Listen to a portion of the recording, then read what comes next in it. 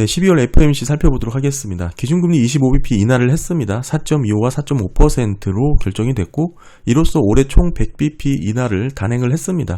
9월 SEP 전망 계획대로 모두 금리 인하가 진행이 된 거고, 다만 25년, 26년도에 있어서는 지금보다 더 높은 수준의 금리가 유지될 것으로 나타났고요. 더욱이 금리를 내리기 싫다는 뉘앙스의 파월 발언이 있었죠. 중립금리에 상당히 가까워졌다라는 내용의 발언을 언급했습니다. 이런 부분이 시장금리를 끌어올리는데 요인으로 작용이 되었고, 25년도 보시게 되면 금리 인하 횟수가 기존에는 4번 인하였거든요. 100bp 인하였는데 이번에 2번으로 50bp로 줄었습니다.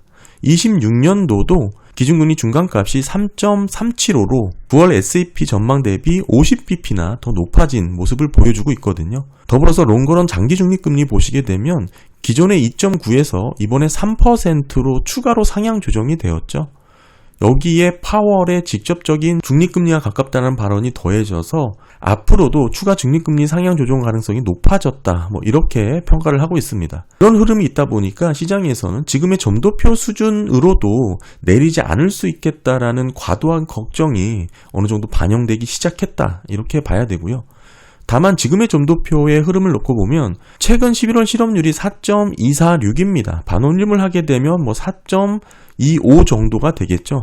여기서 25년, 26년 실업률 전망이 4.3이거든요. 사실상 지금 수준과 변함이 없을 정도로 연준은 고용시장에 대해서 더 악화될 가능성을 거의 염두에 두지 않고 내린 결정이라는 것을 좀 말씀드리고 싶고, 전반적으로 지금의 점도표의 변화를 놓고 보면 연준이 생각하는 고용시장에 대한 우려는 이전보다 확실히 줄어들었다라고 볼 수가 있고, 대신 물가에 대한 우려가 다시 높아졌다, 이렇게 봐야겠죠. 물가 전망이 예상보다 큰 폭으로 상향 조정이 되었습니다. 25년도 PCE가 기존에는 2.1이었는데 이번에 2.5로 0.4%포인트 상향 조정이 되었고, 코어 PCE도 기존에 2.2였는데 0.3%포인트가 높아져서 모두 2.5%로 상향 조정이 되었어요. 이렇게 물가가 큰 폭으로 상향 조정이 된 부분에 대해서는 물가 둔화 추세는 지속될 것이다 라고 전망을 하고 있지만, 어느 정도 목표치에 도달하는 데까지는 이전보다 더 많은 시간이 걸릴 수 있다, 이런 부분에서 우려를 표한 것이고요. 그러면서도 파월은 인플레이션 상방 위험이 과거보다 높아졌다라는 내용을 언급하기도 했습니다. 물가 우려에 대한 인식 변화를 지금 12월달 SEP에서 코어 PC 물가 상승률에 상방 리스크가 있다라고 말한 FOMC 위원수가 15명으로 증가가 됐습니다. 지금 보시면 직전 회의 대비 가장 큰 폭의 증가로 집계가 된 것이죠. 이게 갑자기 늘어난 것입니다. 그만큼 현재 연준 인사들은 물가 상방 위험에 대한 부분을 상당히 우려하고 있다, 이런 면모를 엿볼 수가 있고, 특히나 이번에 25bp 인하를 단행했지만 이 중에 공식적으로 반대를 한 건 클리블랜드 연은 총재가 반대 의견을 제시했고요. 그럼에도 특이점으로는 보통 12월에 나오는 S&P 점도표 상에서는 그해 전망했던 기준금리로 단일선이 이렇게 쫙 찍히는 게 일반적이었는데, 이게 2018년 이후 처음으로 이탈표가 나왔습니다. 보시면 4개나 이탈이 됐다라는 뜻이죠. 따라서 이 점도표 상으로만 놓고 보면 이번 기준금리 인하 결정에 소극적인 반대 의사를 표시한 게 4개나 있었다라는 것입니다. 하베 클리블랜드 연은 총재는 공식적으로 반대 의견을 제시했기 때문에 여기에 플러스 3명이나 소극적으로 기준금리 인하 결정에 반대 의사를 표시했다, 이렇게 설명할 수도 있고요. 더불어서 사실상 시장금리의 가장 큰 우려가 되는 것은 이 중립금리가 상당히 높아졌다, 이런 부분이 되겠죠. 롱거런 장기 기준금리 전망치도 2.9에서 3%로 상향 조정이 되었고, 이런 부분이 파월의 발언과 맞물려서 추가 중립금리 상향 조정 가능성도 상당히 높아졌다, 이렇게 봐야 되는데, 사실 이번 12월 SEP의 장기 기준금리 전망치가 전혀 합의된 게 아니다라고 저는 보고 있습니다. 보시면 왼쪽이 이번 SEP인데요.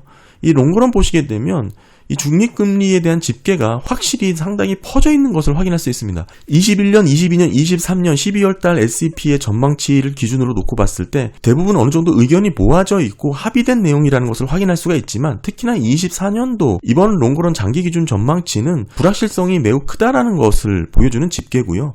이런 부분은 장기 전망에 대한, 장기 목표에 대한 합의가 전혀 이루어지지 않은 부족한 상황이다, 이렇게 볼 수가 있습니다. 따라서 이런 상황에서 장기 전망에 대한 단순한 기술적인 중간값을 의미하는 것은 상당히 애매한 부분이 있고 이후에 실제 경제 상황에 맞지 않을 가능성이 매우 크기 때문에 지금 집계된 3%의 상향 조정 부분은 어느 정도 감안해서 살펴볼 필요도 있다, 이렇게 말씀을 드리고, 확실하게 과거와 달리 어느 정도 공통적으로 모여진 합의된 내용이 없다라는 뜻이죠. 너무 분포도가 확대되어 있다, 이 말씀을 드리는 거고, 다만 이렇게 계속해서 이 연준의 점도표 변화에 대해서 말씀을 꾸준히 드렸지만 사실 이게 그렇게 큰 의미가 없습니다. 연준의 S&P 경제전망 요약에 나온 점도표는 점도표에서 예상한 금리 경로를 갖고 우리가 지금 왈가불가하고 있지만, 다만 이게 실제 결정된 금리 경로와는 상당히 다른 모습을 보여주고 있어요. 틀려도 이렇게 틀릴 수 없다라는 것이죠. 한마디로 지금 우리가 보고 있는 점도표가 아무 의미가 없다라는 것을 말씀드리고 있는 거예요. 이 파란색이 실제 연준이 금리를 결정한 경로고, 이 초록색 점선은 연준 S&P에 나왔던 점도표에 대한 변화입니다. 전혀 맞지가 않죠. 인상할 때도 마찬가지고 금리를 내릴 때도 마찬가지입니다. 그런데 왜 시장에서는 이런 과거 사례를 놓치고 지금 당장 나온 점도표의 변화에 관심을 집중할까? 상당히 좀 의문스럽다, 저는 그렇게 생각을 하고요. 이게 이 점도표 자체로만 보더라도 불과 3개월 전 데이터와 지금의 데이터가 전혀 다른 모습을 보여주고 있기 때문에 이조차도 앞으로 3개월 뒤에는 다른 모습을 또 보여줄 수 있다는 것을 내포하고 있다라고 봐야 되겠고요. 대부분의 분석 자료라는 게 사실 현재 시장의 변화에 집중된 면모가 있습니다.